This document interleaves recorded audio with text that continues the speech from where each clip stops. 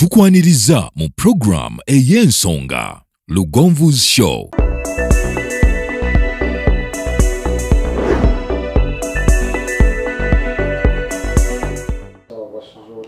Nasize bulungi mukwano mwase mutya neeyo. Tukomyewo nate abalayi baffe aba Lugonvu's Show mwasuze mutya nno musibye mutya era muli mutya eyo. Twagala okubaza Mukama Katonda. Atukomezaawo nate ne tubasomesa tusobole okumanya ebyobulamu. Jika twagamba obulamu bwe bugagga. Bw'ona alwala n'olemererwa ogenda okukola ojja kutegeera kye twogerako nti wati olina bulamu zino kalina ze tuzimba ozireka. Gino emirimu egisobola basomesa nga siri mulamu. So tukomyewo nate okwongera okusomesa nga twali tusuubiza. Tukomyewo olunaku olwaleero. Twakomanga twabasuubiza twasomesa baki abaami tubeera tulumizibwa nga tufuka n'abakyala kati ne tubasuubiza okusomesa ku menstrual disorders. Menstrual disorders. Menstrual disorders kitegeeza buli mukyala yenna yo tulina ku bakyala yego omwami ayagala mukyalawo tovaako n'omukyala yenna ayagala agenze mu period oba anaatera okugendamu laba kino. Menstrual disorders kitegeeza bizibu ki ebitawaanya menstruation nti omukyala yenna yali badde agenda mu period ennaku 3 ku nnaku mmeka 5. Tugenda kwogera biki ebivaako omukyala okumesinga periods, that is amenorrhea. Amenorrhea is absence of period. Singa omala omwezi nga togenze mu period nga toli lubuto, n'omala emyezi 2 nga togenze mu period, n'omala emyezi 3 nga togenze mu period. Ekyokubiri, menorrhagia. Menorrhagia is heavy bleeding, heavy period. Tukiyita menorrhagia. Heavy bleeding okubanga ovaamu omusaayi. I think tugenda osookera ku lwaki omukyala wali badde ovaamu omusaayi. Ekyokusatu kyali badde oligoamenorrhea. Oligo means few. Nga govaamu busaayi butono. Nga bwogenda mu period paadi emu ng'okiggala. Bwogenda mu period osonyezayo butonde enkya ne bulejja luyi ne butajja ne lujja bunaku olwokutaano ng'oli mu oligoamenorrhea. Esembayo dysmenorrhea. Dysmenorrhea kwe kubanga omukyala alumizibwa period ng'alumizibwa nnyo ekigenze ewala. So zino nnya tugenda zitaanya twogera ozinnyonnyola kiva ku ki era okijjanjaba otya okusinziira ku kiba kikireese. Yes, tusimbudde tutandike ne amenorrhea. Amenorrhea nga tugambe, it is an absence of the period. Omukyala reproductive system y'omukyala yakula bweti nga tugisomesa bulijjo. Okay.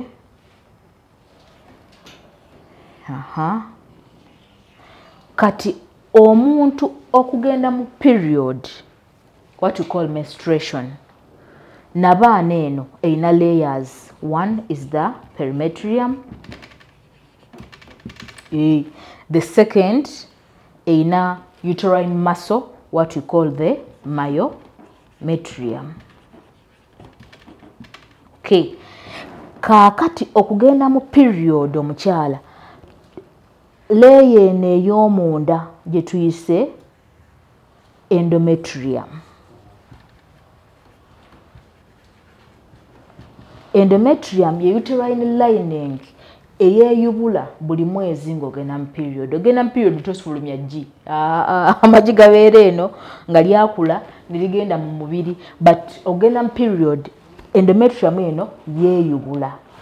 Waki yeeyubula? Nti bw'oba ogenda mu period ogigendamu with an influence of a hormone gye tuyise progesterone. menstrual cycle running bwet bw'omala okuva mu period eyo gy'oba ogenzeemu obeera under the influence of progesterone naye bw'ogivaamu omubiri the hypothalamus mu bwongo esindika hormone gye tuyita follicle stimulating hormone. Follicle stimulating hormone, hormone ejja ku magi gano gakule. Amagi yo gamala okukula omubiri gwennyini ng'eggi limaze okukula guleeta what we call luteinizing hormone. Eggi lisobola okumachiwaringa. Okay, eggi we limachiwaringa lijja wano mu luseke. Eggi we limala okumachiwaringa, that is after the luteinizing hormone. Hormone endala era eyingirawo gye tuyita progesterone. Esobola okuzimba kana akabubi kannabaana. Bwejja okuzimba akabubi kannabaana twetegekera olubuto olugenda okuva eno okujja otuulamu. Olubuto we lutajja progesterone hormone yeeyongera. Bwe yeeyongera what we call uterine shedding. Akabubi kannabaana nga kayiika. So gye tuyita period. Ekitegeeza singa onaamisinga period 1 ojja kuba ofunye olubuto. Pregnancy. Wakati mpandiikewa zino tuzimaze kampandiike wano. Nti ogenda kumisinga period omuntu omukyala yenna ogenda misinga period singa eggi n'enkwanso binaba byegase ne bituula wano akabubi kannabaana tekagenda kuyiika kagenda kwongera kukwata ki mwana kubanga omwana mwatuula. So one of the causes is pregnancy. Wabula kyolina okumanya amenorrhea erimu emirundi ebiri. Eyina primary amenorrhea tuyina ne secondary amenorrhea. Primary ye mukyala atagendangako mu period kakyanga abaawo. Namufunako yes namufunako reverend yamusindika nangasi kwera ku mukyala wange ono mukyala wange myaka 11 mu bufumbo naye tafuna ki mwana. So n'abazadde bafumbirwa omwana ono nga tagenda nko mu period. Naye abazadde ne batakimanya nti omwana waabwe alina ekikyamu. So bafumbiriganywa babeera basaba ba Church of Uganda nga bwe balaba nga abantu baboogeddeko nnyo nga bagenda ku kigo ekirala. Babeera ku Prayer Mountain basaba naye lumu nankubena ngamba musawo badde waliwo yakundagiridde kankuweereze mukyala wange kuva Masaka. Omukyala ng'ajja tugenda omukebera nga talina nabaana nga talina magi. The whole reproductive system is absent. So nga ina primary amenorrhea ye kakyanga abaawo tagenda nko mu period. N'omubuuza nti bulijjo bakukebera nti nti bulijjo tusaba omwami namufumbira n'emyaka 17 nti okay. So oyali agwa mu primary amenorrhea ye muntu atalwalangako. But today focus tugenda gissa ku secondary amenorrhea gwe yali agenzeko mu period naye n'otuuka ekiseera nga period tokola ki togiraba. Yes, so tuyita secondary. So one of the things ebyetawo secondary amenorrhea pregnancy tukitegedde kiri nnomo. Era twagamba oba oli lubuto n'olaba omusaayi duka misinde basooke bakukebere. Ekyokubiri ngenda kukinnyonnyola tukiyita polycystic ovarian syndrome. Polycystic ovarian syndrome. Polycystic ovarian syndrome bulwadde poly multiple. Poly means multiple. Cystic obuzimba obubeeramu amazzi ge magi tuyita follicles. Ovarian mu ovary. Syndrome. Syndrome eno ejja olw'okuba nti nno omukyala ofunyewo kye tuyita hormonal imbalance. Kati akagambo hormonal imbalance bakakozesa nnyo musawo nina hormonal imbalance but omuntu ategeera hormonal imbalance kye ki. Kati tugenda kunnyonnyola leero what is a hormonal imbalance. Nti lwaki wali badde togenda mu period gw'omukyala. Hormonal imbalance kye ki? Nga bwe twakunnyonnyodde nga tutandika nti after the period body omubiri gwe nnyini gusindika hormones. Fe abakyala tutambulira ku hormones. Hormones zino ze zikuyamba ogenda mu period, ze zikuyamba era okumisinga ki period. Kati polycystic ovarian syndrome kyo kitegeeza ovary eno egenda kubanga ereeta amagi mangi.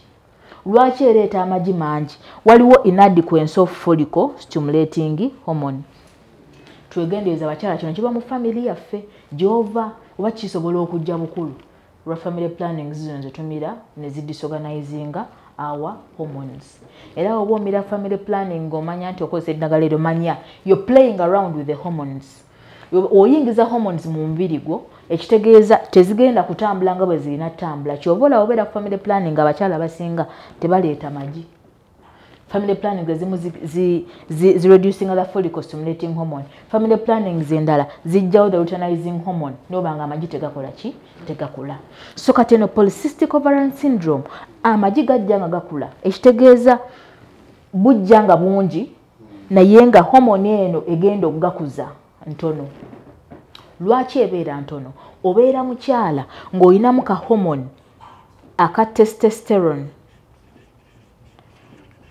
nga kangi kati hormonal imbalance kitegeeza hormones have refused to balance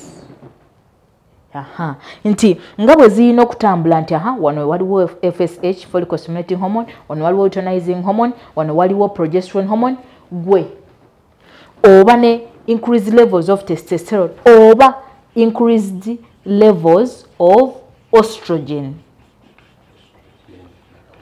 yensonga lwaki bw'oba olina polycystic ovarian syndrome ogenda kugejja n'ofuna obesity bw'osanga ng'omukyala nga olubuto lunene eno akabina kakomeeri wonna alina face azimbye bamba batakyagala olw'okuba nti ayina the excessive hormones nga estrogen eri waggulu kati eno hormone bw'enaabeera waggulu egenda kulemesa progesterone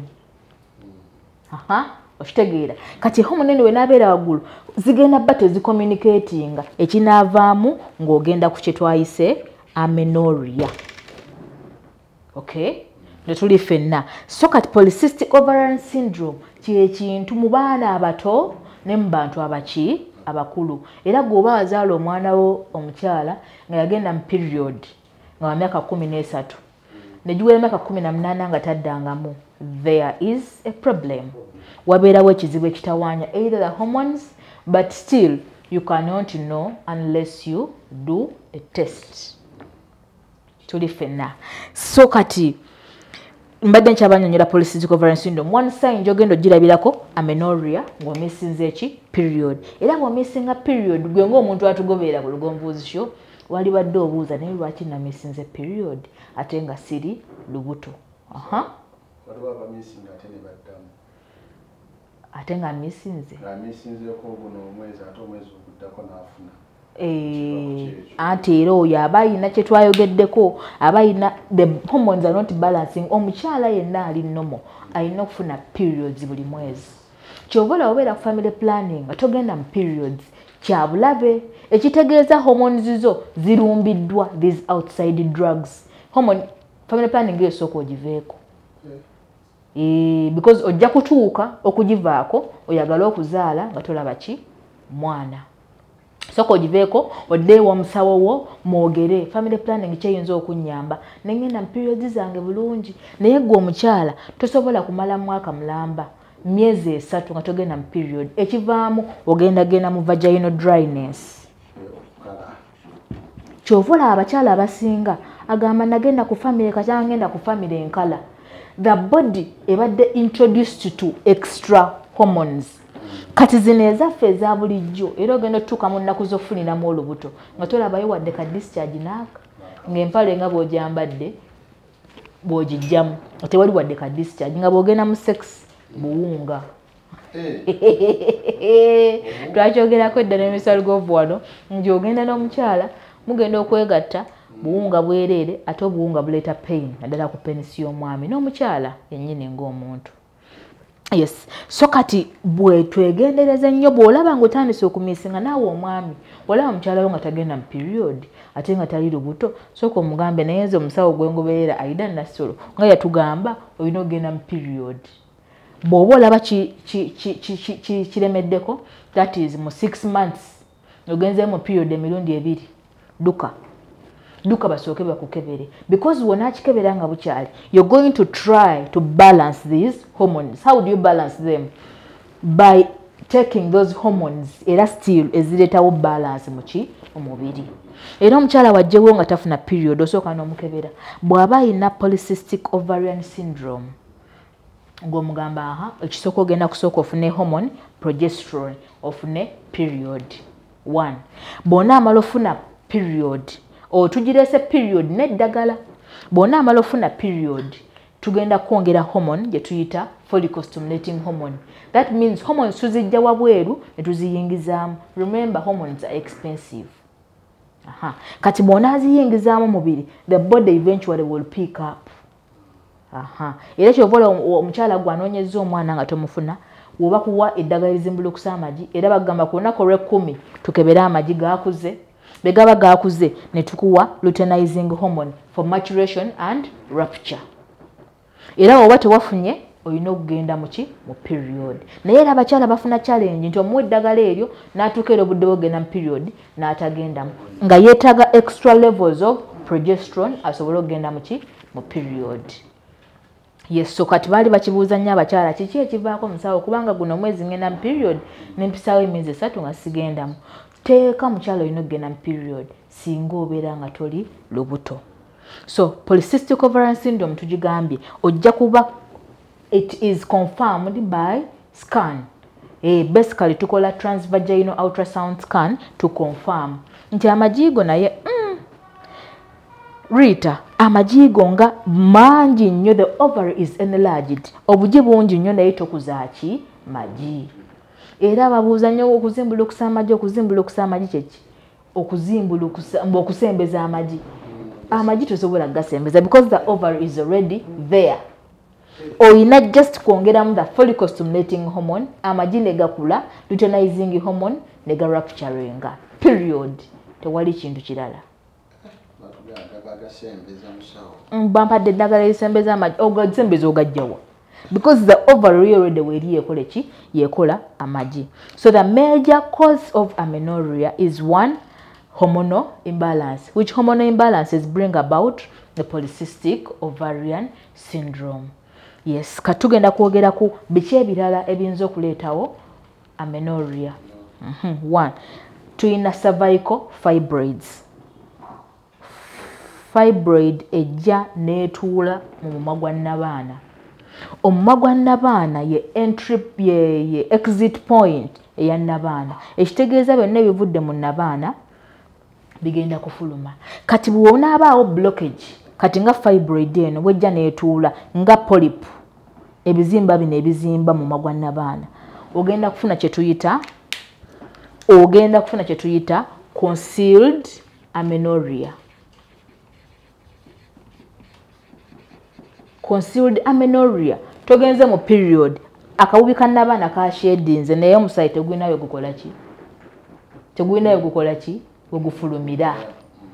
Yes, tojja genda period kati ojja genda wano mu scan tugenda genda kukebera tulina condition tuyita hematometria. Hemato is blood collection in the uterus. Ogenda kukebera ng'omusaayi gukungaanira eno munda munnabaana. So kati kino sometimes siba kyakulongoosa ne bajjamu the obstacle akatuli ka cervix ne kasobola okukola ki okufulumya omusaayi. So kati concealed amenorrhea yo era tojja kutegeera naye oyinza okugenda okulaba olubuto luzimba. Ogenda okulaba nga muno mwonna nabaana ejjudde, nabaana ezimbe. Ekitegeeza omusaayi guno guyiika muno ne gwekuŋŋaaniza muno. That is what we call concealed amenorrhea. Ddamu nange twagamba tulina primary amenorrhea, secondary amenorrhea. Ne secondary amenorrhea esobola okuba nga ereeteddwawo concealed amenorrhea. Twagamba omulamwa gwaffe wano ojja kusoma wano ogende ku kyalo ng'oli ambassador nga gwasomesa abantu. Gwe omulamwa gwange nti kambasomese gwe okukyalo eyo wamma batatugoberera wano ofuuka ambassador omugambe naye wakitogenda mu period oyinza obba nga olina concealed amenorrhea. Tujja kutegeera nti oli wa kitalo nnyo nga bwe tulowooza. Yes, gwe nasomeseza bwomu naye nagambe kambasomese mbwomu ndabe oba bundaba mugoberera ozebusawo Aida Nasolo Wawandege Imaging Center. Tugenze ku nsonga endala eziyinza okuleetawo okumisinga period gw'omukyala. I think she naddako wetujja okusomesa ku menorrhagia because ndaba ate tetuyinza tandika menorrhagia heavy bleeding nekisa kyabagambye omukyala alina bleedinga kyenkanawa omukyala alina okubleedinga 8 mils buli lwagenda mu period 8 mils watugenda zipima batya banja kujja n'ekikopo nga tugenda kusomesa kwa menorrhagia nja kujja n'ekikopo tulabe naye ffe abakyala tugenda kirabira ku pads enkyusa ya pads ogenda okubeera nga obeera okyusa obeera mu period obeera mulwadde obeera munafu okay mulimu agamba nze musawo nafuna menorrhagia naye neesiimye kubanga period zinuma ate bwe nzigendamu sivaamu oyajja kugenda mu ki mu amenorrhea. So the other causes that can bring about amenorrhea, another one is stress. Damoti stress. Ho keni dunia ngetuuba ensi eina ndala abali ku kyeyo mukwano gyange aba nina nnyo abantu bangi nnyo abanjagala abali Dubai eyo ne Saudi. Stress lwaki ereetawo amenorrhea? Yes, lwaki ogamba nti nali nfiiriddwa omwami yali ankyaye nemba nga sikyagenda mu period. Bw'oba ne stress omukyala oba olina ebikwelaliikiriza wasabye akasente ne bakakumba mukyala wanaffe twagamba tulina okwerwanako kubanga leka stress yebeere kuggwa omuntu so si ku mulala. Mumajja nagamba musawo omwami ono ampadde stress omwami tampa ssente omwami namugamba genda oyiiye naawe ng'omuntu kati stress eno buli wafuna stress gwe ng'omukyala era abaami mutuyambe temutuwa stress omwami wo amanye ebintu ebikuwa stress bw'aba omwami oyo akwagala amanye ebintu kati nganze ekiyinza okumpa stress ng'okeera ku makya n'oŋŋamba togenda Wandege ya Imaging Center omwami n'agamba tuwula wano togenda sente tosobola zimpa sente because Wandege Imaging Center sinoonyayo sente bazindeetera right naye nina service gyengenda okuwaaki abantu abeetaaga balina amenorrhea. Okay? Kati stress eno buli weekukuba the brain the hypothalamus ereetamu ka hormone akali extra ketuyita cortisol hormone ketuyita cortisol hormone. Kati buli mubiri guno egufunamu hormone etalina kuba yaayo hormone ene ezzeemu ekyankalanya zino ezaffe nga bwe zirina okutambula tuli ffenna nti buli wabeera stress kyobola wabeera stressed okala emimwa leero abalina amatama olina okulaba ettama ligudde bwe liti ogenda okulaba nga skin yonna ekaze ogenda okulaba wenna wosimayiringa olinga anyiize. The body is responding to what you are thinking. Okitegeera kyova olaba omukyala anoonya omwana aba ne stress bw'aba ne stress eno nereeta si gwagireeta body ye responding nti ono omukyala bambi ali stressed kano ne kayingirayo ka hormone olugira nga togenda mu period n'ogamba oba nafunye ogenda okukebera ate nga tewakoze eki nga tewafunye. Yes naye ng'ofunye amenorrhea odduka nga okebera butest nga temuli lubuto nti cortisol eno ezze neeyingirawo neremesa hormones zaffe flowing neremesa follicle stimulating hormone amagine gatakula neremesa progesterone era ogenda okujja nga tulina kusooka kuwa progesterone hormones zino ziddemu okubeera muki mu nteeko. So bakyala tulina okwerwanako ne tubeera ffennyini nga tuli mu nteeko tubeera nga oli mukakkamu so bino ebizibu bitawaanya obulamu mwafuna nze anything disturbing your life mbuuza wala ku WhatsApp nga siddamu ku bessimu obuuze musawo kino nga kimmazeeko emirembe what could be the problem nti that is amenorrhea due to PCOS nti manage it ojja kufuna ki omwana. So I think tuzeemu ekibuuzo kyaffe kye twagamba lwaki musawo mbeera mmissinga period tubeesinze ku secondary amenorrhea. 1 polycystic ovarian syndrome gye twagambye nti oba ogiyina ojja funa amenorrhea ojja funa obesity ojja funa n'ebirevu. ofuna ebirevu omukyala because nga wetugambye oba ne hormone eri extra kati omukyala teyalimeze biki birevu wali wadde ng'olina amatama ng'agange ate ng'ettama yo tekuli birevu wala kuliko ebirevu there is a hormonal imbalance olina hormone y'abaami ekukiikizidde n'eyitawo n'eleeta ki ebirevu omukyala teyalibadde nga yasiba ennyama n'asiba ennyama omukono ne gusiba akabina ne kasiba kugamba abakyala naye ogenda mu gym nze ngendayo mu gym naye bw'ogenda mu gym gw'omukyala tolina kusiba nnyama ekisibya ennyama is that testosterone hormone gy'olina eri waggulu kati you have to fight okulaba nga ekola ki ng'ekka wansi ez'ekikyala nezidda waggulu n'okusobola okunyumirwa sex kubanga wonaabeera ne zino hormones nga ziri waggulu ogenda kuba dry ate ogenda kuba dry omusajja wawe agenda okuhavinga sex naawe ng'oli dry ng'omya ekitiko ekitiko bakikola kitya I think njakiwa research naye oba kiina engeri gyekiyambako ku hormones kubanga yegwa omukyala omwami olutuuka bweppa system erina sumulukuka esumulukuka lwaki olwa hormones zetuba tulina gwe omukyala kati gwe ataziina you have challenges tugenda kukwatira wamu abakyala n'abaami tuyambe bakyala baffe kubanga gwe omwami tojja ssanyuka nga omukyala we alina amenorrhea ekisooka alina amenorrhea ajja kunoonya omwana era bw'owasa omukyala n'akugamba nze mmala emyezi 3 nga sigenze mu period manya eyo ensawo yo otandise dde ogikwatamu olina kujja mu ddwaliro okufuna olubuto olina ssooka kukola tests ze tugambe zojja okukola ojja kukola transvaginal ultrasound scan to confirm what is happening in the endometrium nije tugenda okusembyayo tugenda osembyayo cause ya amenorrhea tugiyita endometrial atrophy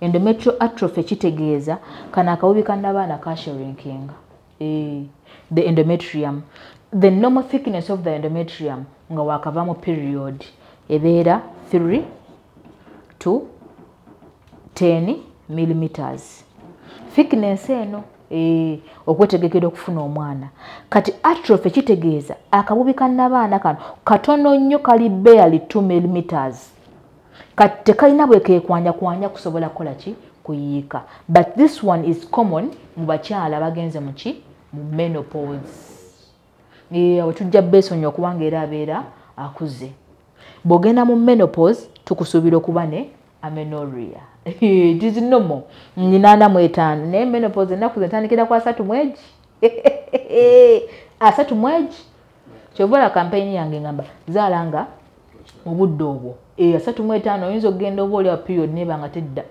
n'ogamba naye musawo naweza 35 nga ndwala naye kati siddangamu kulwala the problem body eyinza okuba etuuse ng'egenze mu endometrial atrophy. Why does the endometrium atrophy? Endometrium atrophies olwa hormones zino omubiri gwe guba gugenze gukendeza hormones nga tokyalina ki tokyalina hormones zino ez'ekikyala eventually n'ogenda mu kituyita menopause.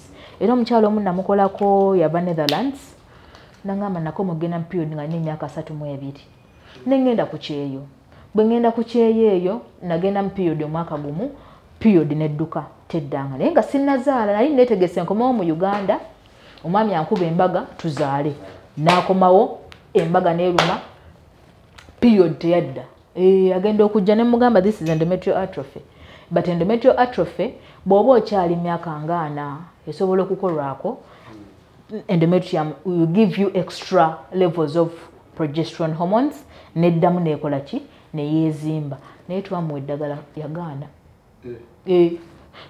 twakuba solid progesterone empiso eza progesterone nga the body ye totally ya shutting down laba ofa obulumi bw'obugumba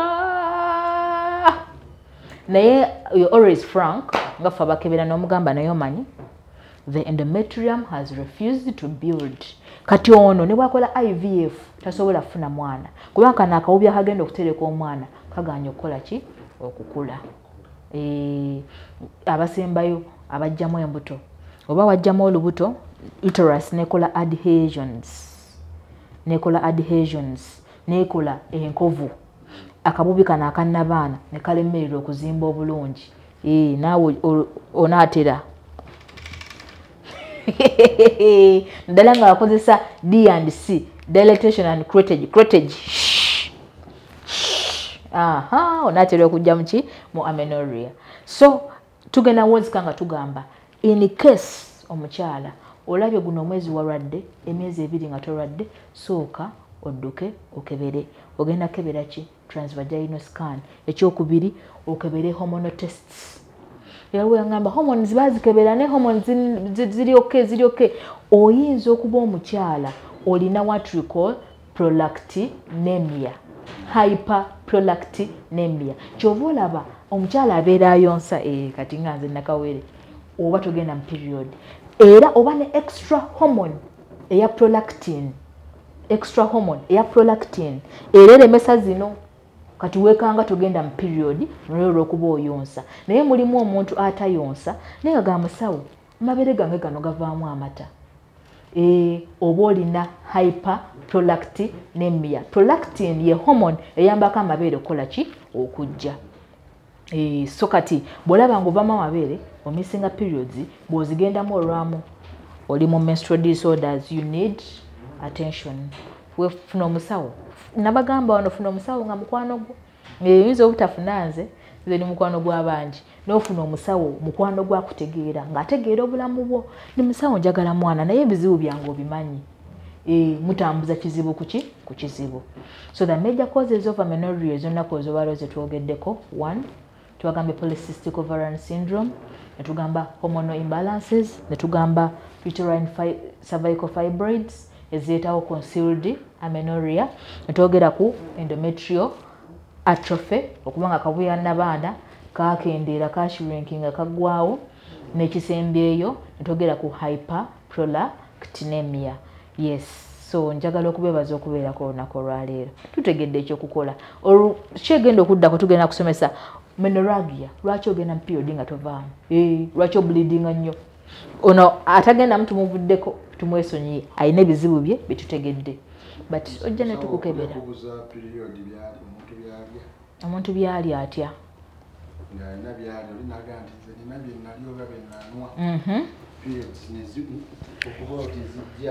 Nabye nali oba bennanywa siddanga kugenda biki ebyo byobeera olidde nga bagenda Saudi ne bali omuceere omuceere emmere saali gyekwasiza but environment naali ekwasiza environment. Singa obadde no mu Uganda akakuba katonya environment eri conducive oli very okay naye bw'okyusaako environment omubiri Katonda yakola omubiri guno n'amala omubiri guno gusensinga nti wano wetuli siwe bujjo wetukola ki wetubeera ne guba ne change in the hormones zino omubiri guzisindika okusobola okumanyirira change of environment. Kyovola osobola okugenda mu kifuno g'abannange mpulira empewo mpulira ebbugumo mpulira ebizibu. Jjukira omuntu alina hormonal imbalances atuuyanirira hot flashes n'abeera nga ye omubiri gwe tegutambulanga gwa mukyala. Kati bamubuuza lwaki family planning ereeta ebintu ebyo nze tuli ffenna tutegedde lwaki family planning ekola bwetyo because it plays around with your hormones. N'omira hormone n'eremesa amagye okukula. N'omira hormone n'eremesa period. So kati oba ozigendako zigendeko ng'omanyi 1 ate manya nti n'ebyokuzaala oyinza okuba emikisa gyo gikoze eki tokyayagala nnyo byakuzaala so kuzaala abaana bo ebyo biyingiremu ng'okoze eki kano katiimu nga bawadde nga nze wammwe sebo yagala kundeetera buzibu naye gwe okusalawo kuba eriggwe okusalawo kuba eriggwe. You can decide to use the natural family planning methods because tubagambe woba breastfeeding togenda kufuna amenorrhea kati abakyala tuyonse abaana if you want to do family planning. So kati tukyogedde bulungi naye oba olina ebibuuzo you can put in the comment section tujja kubiddamu nga tusomesa ku menorrhagia. Njagala okubeebaza naye abalabe ba Lugonvuzi Show nzikiriza neebaza omukyala omukyala bamwita Nabulya Betty. Nabulya Betty agoberera nnyo eno show yajja ne mukolako yansitulidde enkata bweti baasapuke nakati nkyagiriko nkyagiriko nabulya beti bambi webale nnyo mukwano webale kusiima enkola yaffe ya Wandege Imaging Center webale na kunsiima yaŋambye balina abantu omusaba bambi bakwagala njagala nnyo abantu abanjagala era nange mbaagala abatanjagala sibaagala naye abanjagala mbaagala nnyo era nja kwongera obbaweereza nja kwongera obbasomesa omunaabuuza ebibuuzo byemmanyi era nja kubiddamu baweereze bulungi webale kubeerako baba banjagadde mumanyi tusangibwa Wandege Imaging Center. You can call on my number 0705 25 14 59.